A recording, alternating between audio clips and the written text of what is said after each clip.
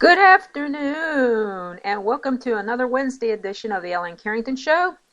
I hope you enjoyed today's episode as much as I'm going to love doing it because I have two great guests to share with everyone. Before we get started, for anyone who missed any past episodes of my show, most have been archived on YouTube, and of course my channel is free of charge, so feel free to visit anytime. You can also view some trailers of my past books in addition to the show's episode, including today's if you miss it. The address is www.youtube.com/user/LAC1962. Now we got that out of the way, it's time to cut for the chase. And as many who listen to the show are aware, Kristal McKerrington's been a guest in the recent past. And I'm happy to say she's back today. However, she is not alone. I'm also thrilled to have Canadian professional wrestler, trainer, and now author Joe E. Legend joining us today. Good afternoon to both of you. It's great to be here. Good. Okay, give us the dirt on what you're doing. Okay, so I'm going to do the book stuff, and Joe's going to promote some of his amazing projects that he's doing elsewhere in the world, such as his films. He's doing quite a few films this year. So first of all, I promised to do this today. Raven, or everybody knows him on Twitter as the Raven Effect, is started his new podcast, and it's going to be every Friday, and you can check it out over at YouTube at The Raven Effect, or at theraveneffect.com. Well, it's a smart guy. Yeah, it's actually funny. I can't drink coffee while watching it. That's my lesson learned today. Much to his sense of humor.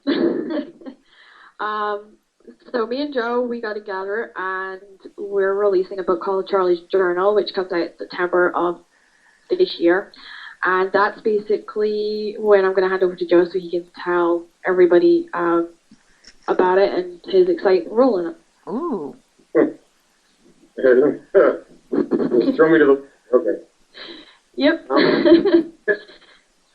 Well, the book is based around the TV series that we have in the works called Layla's World. Charlie's Journal is, I think, the first person again of my character. I'm showing Charlie, obviously. And Charlie is an older guy who's kind of a little bit past his prime, and he left the wrestling industry years ago due to a bad falling out with the promoter who kind of stiff.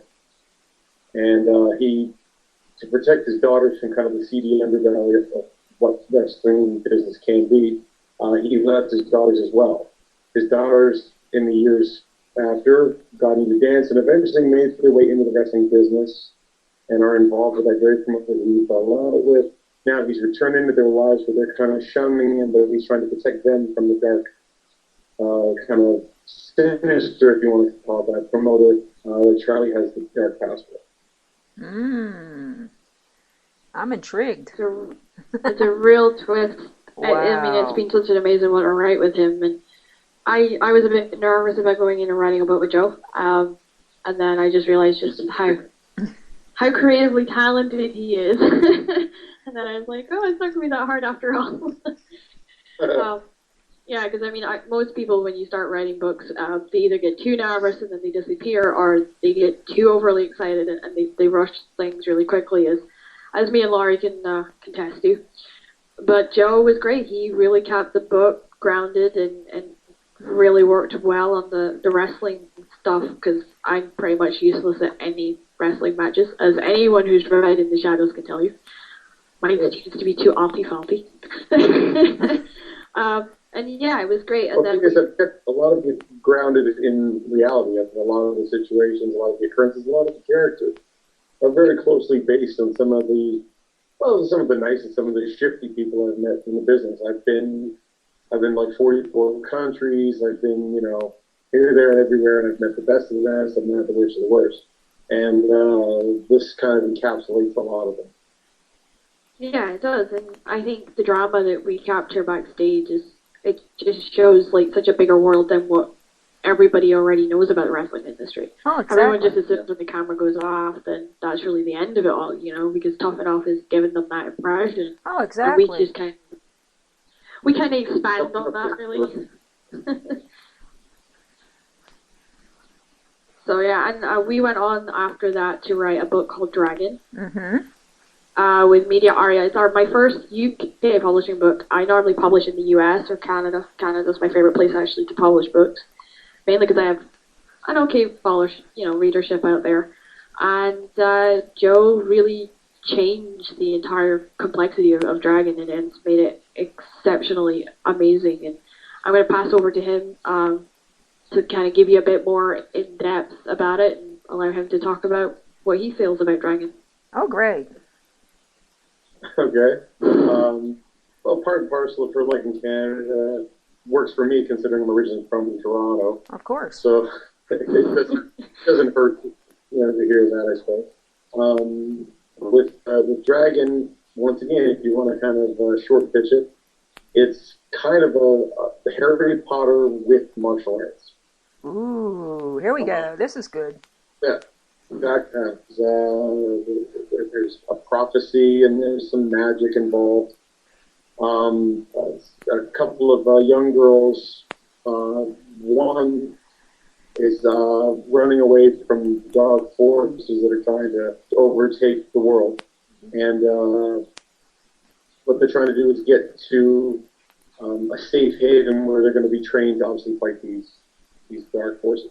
Yeah. And they're fight holders. So they, I think they all had to go pretty much by kindergarten into this, to train their whole life for this. So. Yeah, school and off is their safe haven, yeah.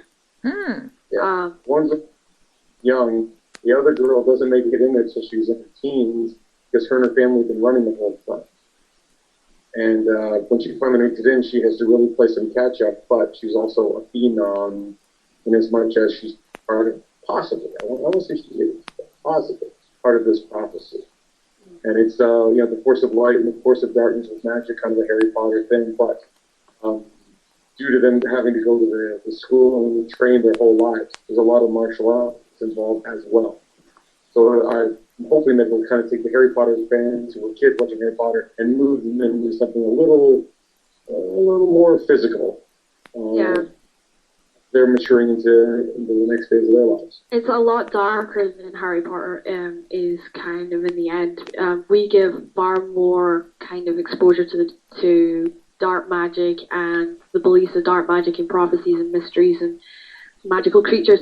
Nox is shape-shifting School of the Arts, which is their safe haven. It's where they get to find themselves and learn how to defend themselves and how to make their lives a safer place, but also at the same time they're learning from their own experiences and how to make the world as a general place a safer place. And it's so much magic's in there, and the twists and turns that I even struggle to keep up with, because the book just kind of really just flows incredibly well, and it's just a great project for us to both come in and work on and share. So yeah, I like everything we've done thus far, but I'm also really intrigued by all the ideas we've got going into future editions of it. Yeah, it's definitely going to be a big series. I mean, I can't see us stopping it at just 2 books, to be fair. We're in agreement with the UK publishing company to run it till its wheels fall off, which is fantastic, because normally I don't get the opportunity. I just get told, look, you've got this amount of books to do it in, and that's it.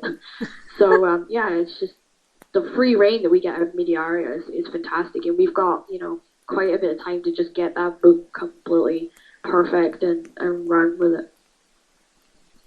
And actually, as of yesterday, I've had not a formal offer, but I've had some significant. I'm doing a film in England later this summer called Salvatus, which is a vampire film. Yep. And the one producer from it contacted me because she heard an interview I'd done yesterday, and I'd mentioned Dragon. She looked it up because there's a Facebook page devoted to it, and she read the premise, and now they're interested in talks about turning that into a film. Oh.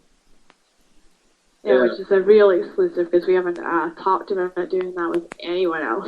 Wow. That's another gem we've dropped for you. Yeah. Like I say, it's nothing formally official, but there's always talk about it, and the book hasn't even been released yet. But the concept's strong enough that people are really gravitating to it for the bigger project. Yeah, it's just got so much potential and stuff like that, and I am so looking forward to today because I've got the opportunity to read the first book that leads into Joe's amazing debut into the romance industry, and rightfully so. And if everybody who's listening is in the romance industry probably, or good friends with myself and Ellen Carrington will know, Joe is a huge fan favorite in the romance industry already, and he hasn't even put anything out yet. So we're going to be reading a small snippet out of my book that's going to feed his, and Marie's World comes out June 27th, and I'll read just a little bit of it here tonight for you guys, so that you can get a little taste. We can get a little teaser. Here we go. Sure, yeah. Okay, this is from Marie's World. I'm not telling you what chapter it's from. You're just going to have to guess. And obviously Joe will pop because he knows exactly where this is from. Okay, here we go. When it comes to Layla, you lot better throw your plan out the window. There is a saying in the streets. You pick on one of us, you pick on all of us. To be honest, not one of your little group can handle us. This is the only warning I will give you. Marie's words struck a nerve both in Craig and Alex. Only they shared two totally different reactions. Alex grabbed Craig in a headlock and dragged him out the studio.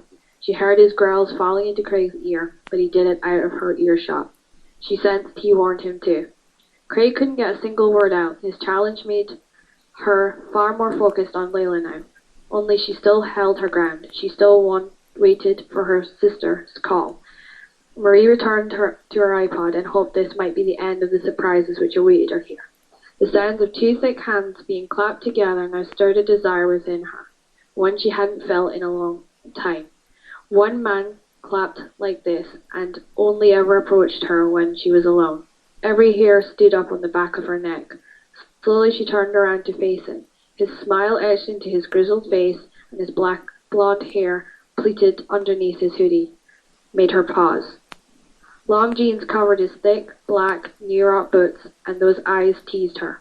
Their shining cores touched hers, and she lost all the strength her character gave her.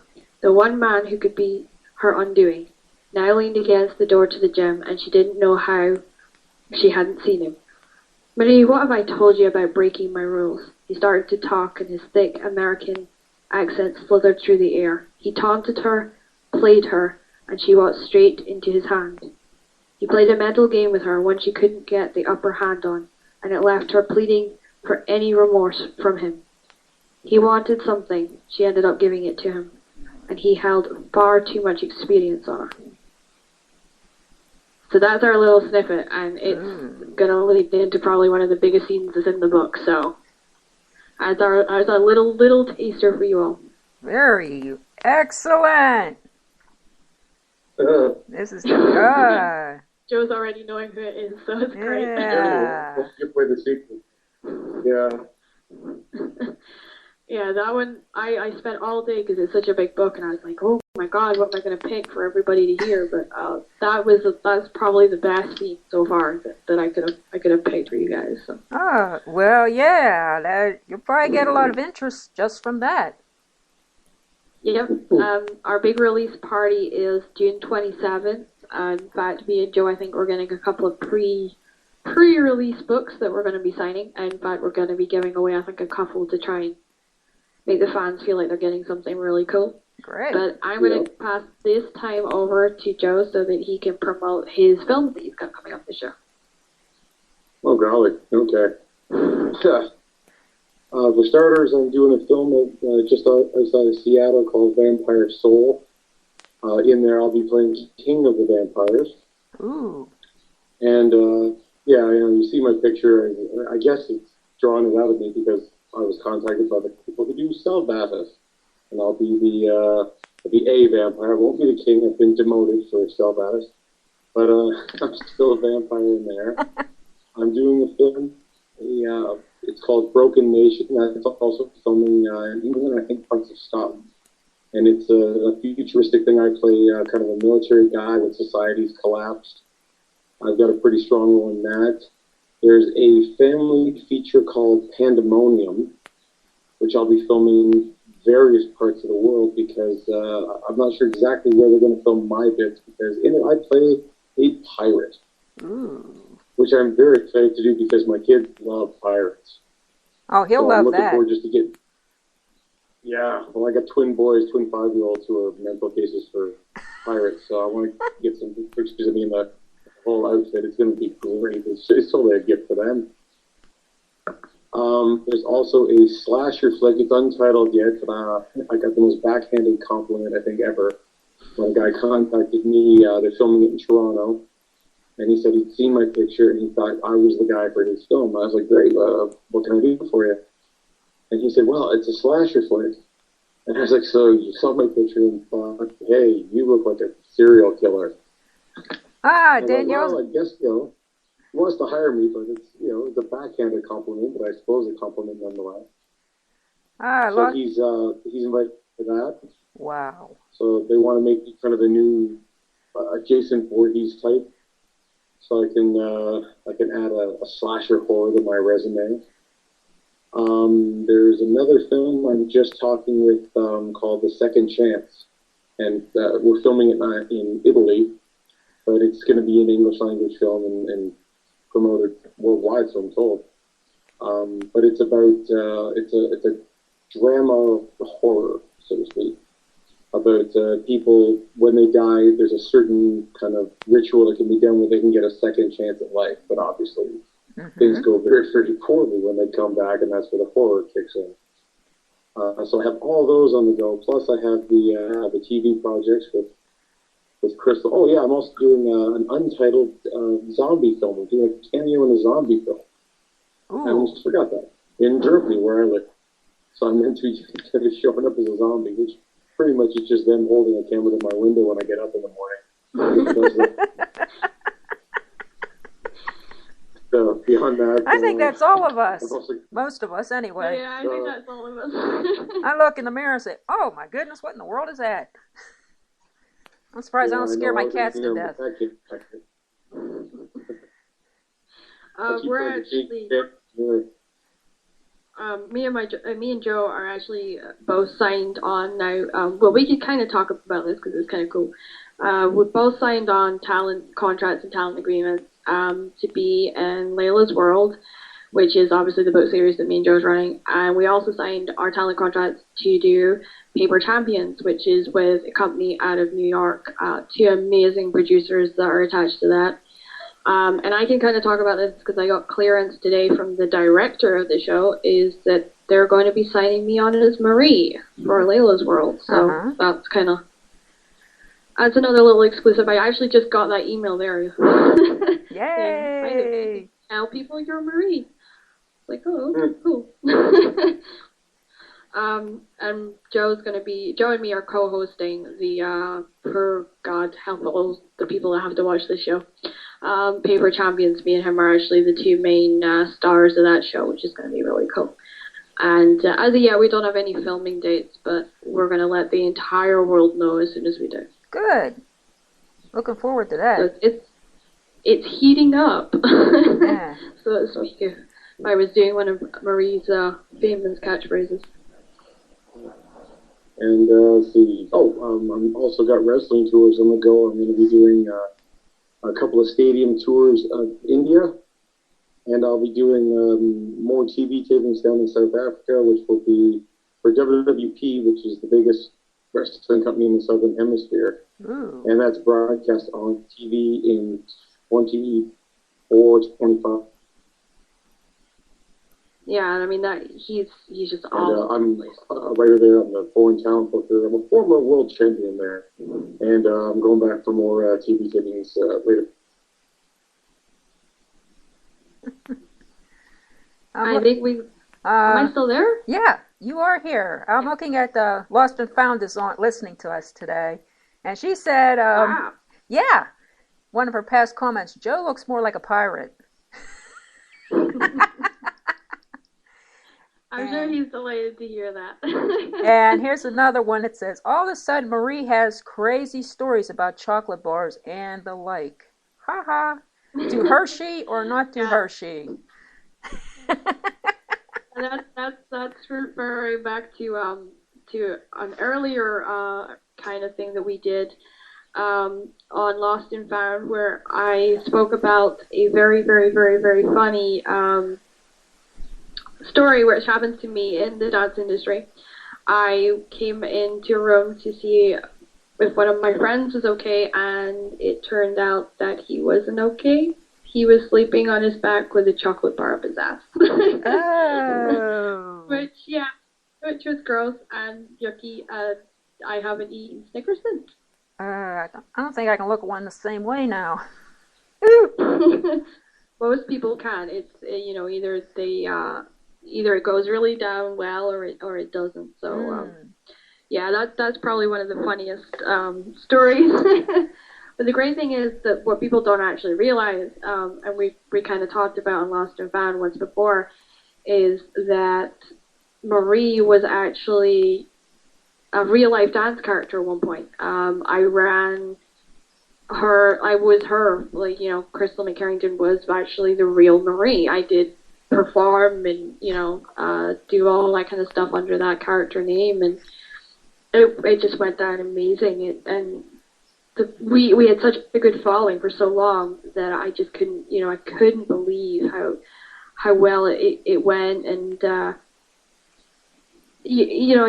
being able to play my dance character but on an actual TV show is just it's unbelievable. I just never thought that I was going to get that opportunity. So, or we've kind of lost Joe, but we're trying to get Joe back. Poor guy. Yeah, I don't know. His Skype kicked him off, so. Well, Skype's being goofy today. Skype is being goofy today. Yeah. Okay, let me see. What kind of dance did Kristal take as a young girl? This is from the chat board. Oh, I was actually, this is where lots of people turn their noses up at me, and I get a lot of, insults about it. I was actually never professionally trained. I never took any professional classes. I did one workshop with a guy who did the choreography for Broadway, and he said that I had probably the most energetic kind of personality on the floor that he'd ever seen. But I never actually took proper lessons. I think I did one ballet lesson when I was really must have been 17, 18, and I sucked at it. So I went back to street hip hop. And street hip hop, I literally trained with a mentor who was known as Kayla, who is actually in the book series. And she taught me how to fly. And one of my most memorable moments was the double twin head dive, which we did off of 2 different DJ booth platforms in a nightclub somewhere in the north of England. I'm not sure where. So, I don't know if we're going to get Joe back. We'll talk, and when he gets back, he gets back. Yeah. He's in the... Oh! He's back. Hey, he's back from the dark hole. The Skype's dark hole. It jumps me off about every 10 seconds. It's the weirdest thing. Yeah, because we're answering questions from the chat room. Yeah. Can you do... Here's another one. Can you do flips? The front hand spring kind of thing. Yes, I do I do flips. In fact, I think Joe has actually seen one of my videos. I do a lot of flying. That's kind of my thing. The only way to explain it to people that haven't seen me perform or haven't seen this particular style of dancing is I kind of look like one of the high-flying wrestlers, except for I don't get dropped on my head. I don't get hit with things. And generally, my partner always catches me. There is occasions where he doesn't. But yeah, that's the only way to explain it. I have gone through things. I've gone through tables. I've gone into DJ booth. I've gone through a glass bar. That sucked. It's just, that's the only way to explain it. We do flips and we do back flips and we've done I think at one point I was thrown off a balcony in chains. You know, my whole torso and my arms was all covered in chains, and they hung me by my torso over a balcony, which was about 7 foot drop, I think they said it was, in front of, I think it was several hundred fans.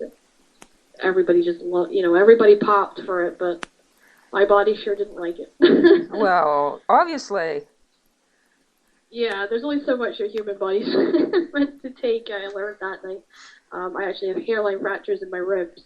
That night, I actually split my bottom 2 ribs, which I didn't know how I'd done it, but the chain busted on it. Here's another question, and this one's for Joe. So listen up here. What film are you most excited about working on? The pirate one, and which one has the biggest budget / special effects?